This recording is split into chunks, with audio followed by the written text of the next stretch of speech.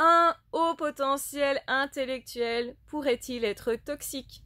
En réalité, non. C'est une personne qui va toujours faire attention aux autres, qui a une certaine intelligence relationnelle, justement par sa capacité d'analyse et aussi par ses émotions. Un HP a toujours de l'émotionnel et de l'intellectuel dans son fonctionnement.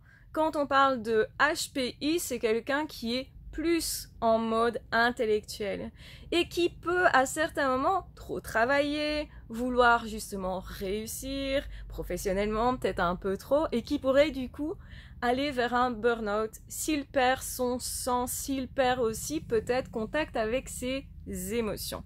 La plupart du temps, le HPI va pas perdre contact avec ses émotions parce qu'il est toujours justement aussi dans l'hypersensibilité.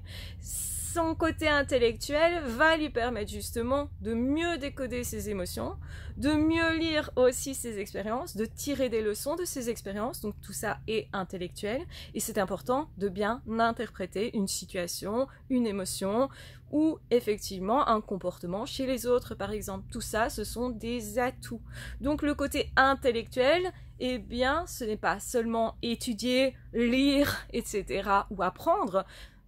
En réalité, le côté I, il peut se présenter dans bien des domaines. On peut tout à fait imaginer beaucoup de choses et finalement faire intervenir son intelligence, son analyse, etc. pour construire une maison. Eh bien, ça demande effectivement autant de créativité, parfois d'émotion aussi, je ressens les choses, donc je ressens les couleurs, etc., ce qui me fait vibrer, mais ça ne m'empêche pas d'analyser pour être sûr que ma construction, elle tienne dans le temps. Donc tout ça demande effectivement une étude approfondie, poussée. Donc en fait, le HPI n'est pas forcément scolaire, n'est pas forcément que dans l'intellectuel, mais a aussi des émotions et une hypersensibilité. Et donc non, par définition, il ne peut pas être toxique. Par contre, il peut être recopié par les personnes toxiques et il faut faire attention quand justement on se dit un HPI peut être toxique. Ben non, en fait, vous êtes tombé sur une personne toxique qui recopie le fonctionnement du haut potentiel intellectuel parce que cette personne a envie de briller à ce niveau-là, alors que le HPI, en réalité, il va pas chercher à maîtriser les autres, ni à les écraser, ni à en profiter, à profiter d'eux.